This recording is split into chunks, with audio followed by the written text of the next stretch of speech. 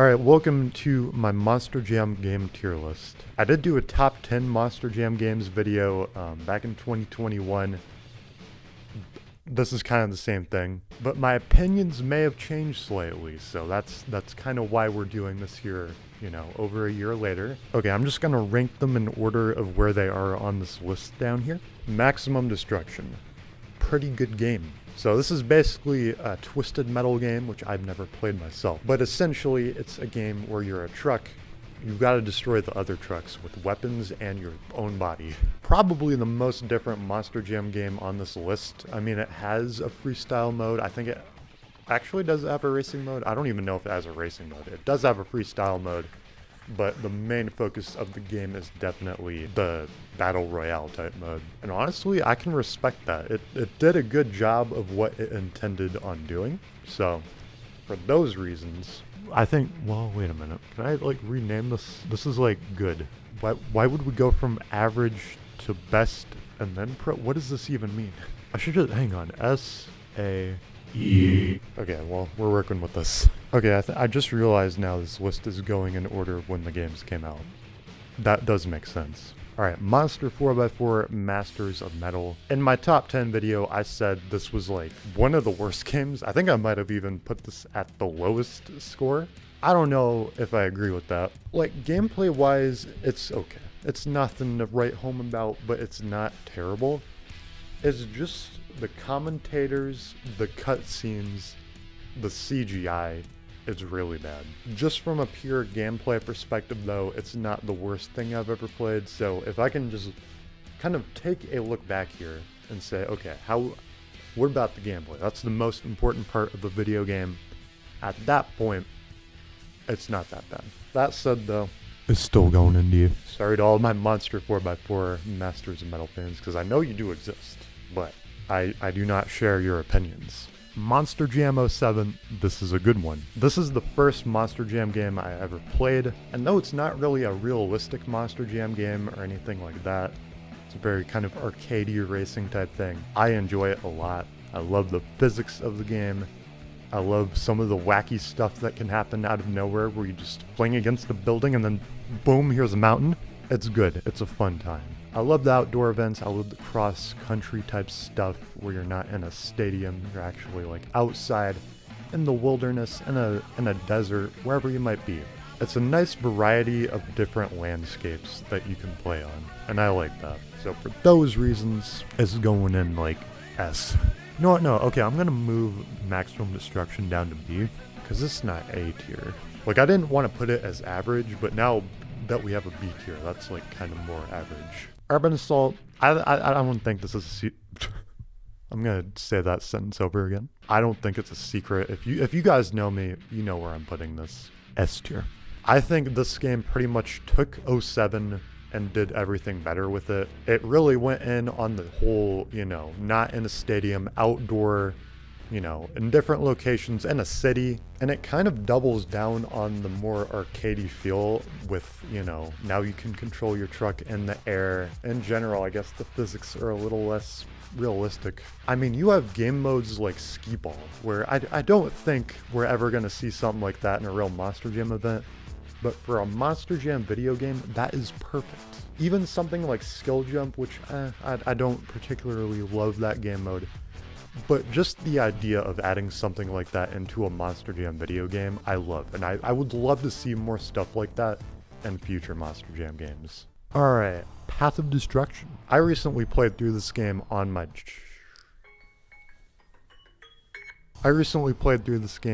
channel. I enjoyed it. I'll admit though, to be honest, I don't think I liked it as much as I remember liking it. I have some nostalgia with the DS version of the game and sort of the Wii version, but I don't know, it's kind of a pretty basic game, and it also has some stuff I don't like I forget what they're called, but the skill challenges or whatever it is, I didn't really like those. I mean, it's just a tutorial essentially, so obviously it's not really meant to be that fun, but yeah, I didn't like that. I think it was called Stunt Challenges. It does have a truck maker, which is pretty cool. It's I think the only Monster Jam game to still have done that to this day.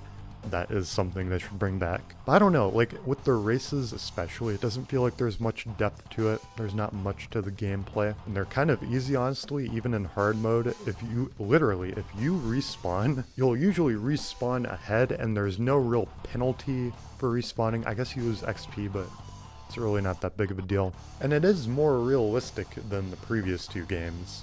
And again, I don't really like that. Kind of prefer the more unrealistic Monster Jam games myself. Not to say I can't enjoy the more realistic stuff, but you know, the arcadey stuff's pretty cool. That's another thing. I was not a big fan of Time Crunch or the other thing. Gate Rush, I think is what it's called. Just not really a big fan of that collect-a-thon type deal. The cutscenes are cool though. I do like the cutscenes when you have a champion truck and it'll play the cinematic beforehand. They did a good job on those videos and the editing. And yeah, for the time it honestly was a pretty well polished Monster Jam game, so I will give it that. But yeah, I feel like it just doesn't have enough wacky or, you know, innovative type stuff going for it for me to really put it super high on the list. But I don't know, I feel like I've kind of over exaggerated, you know, the bad things here. Like I do like the game, just not to the same extent that I like Urban Assault or 07. We'll put it in A tier for now. Oh boy, Battlegrounds. Okay, so this is when Monster Jam games took a turn for the worse for a period of time. This game was garbage. This is when they started doing the 2D platformer or whatever you call it games. There is freestyle and racing in the game and 3D sections, but it's not very well polished because they clearly put most of the work into the 2D side-scrolling type deal. And some people might enjoy that, I don't know, but it's not my cup of tea per se. Also, the physics aren't the best per se. So yeah, for those reasons, probably a D tier. Now Crush It, not much better. In some ways, it's probably worse. I think the physics are definitely worse, in fact, and it's a much more glitchy and less polished game overall. But that's kind of fun. If the game's already bad, adding glitches to it can kind of make it more fun, and I feel like that's sort of what happened here with Crush It. Just overall, I had a better and more fun experience going through Crush It compared to Battlegrounds because of that. So I don't think I can really put it in C tier because of that, but I will definitely put it above Battlegrounds for sure. Okay, Still Titans 1. I haven't really played this game much in recent years, especially since I completed my playthrough, so my opinion hasn't really changed much of it. In fact, I've kind of forgotten many things about it, but it kind of just seemed like a worse version of Still Titans 2 in many ways. The physics are definitely worse. After replaying it for like a few minutes one time, you definitely notice the differences. Like your truck can spin around and do flips a lot quicker, which isn't very natural. And it kind of makes it where you don't have as much control over your truck in a way. I'll have more to say about Still Titans 2 because I remember that game more.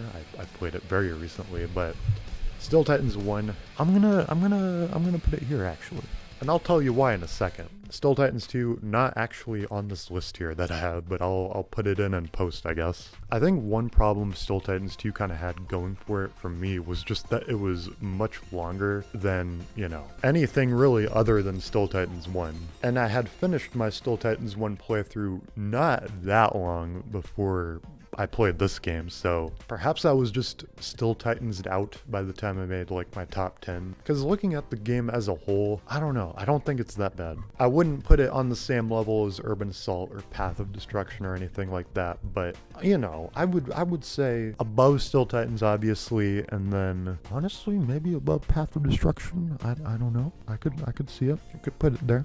I mean, the game is not entirely realistic or arcadey. It's like somewhere in between, it almost feels like at times. But yeah, I don't know. Like, it has a lot going for it. There's a lot of content in the game, many stadiums to race through. You got 5 different world types, I believe, which was more than Still Titans 1, which just had 1 world type. But not necessarily on the same level as Monster Jam 07 or Urban Assault in terms of different environments to race in. And yeah, it has online, you know, maybe not the most active online service ever, but at least it's there. Oh yeah, and I like the world secrets. Those were fun. The way they did it where each secret has a unique thing going for it. Like if you're Monsterma, it's in the doghouse. Gravedigger, it puts you in a weird purple realm. Blue Thunder, you got the clouds and thunder going down. Like they did something pretty unique with each of those secrets, I feel like. But yeah, I think that's it for my Monster Jam Games tier list. If you feel so inclined to, why don't you, the viewer, put your tier list on where you would rank these games down below.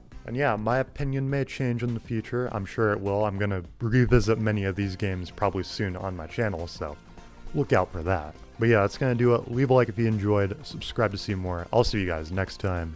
Goodbye.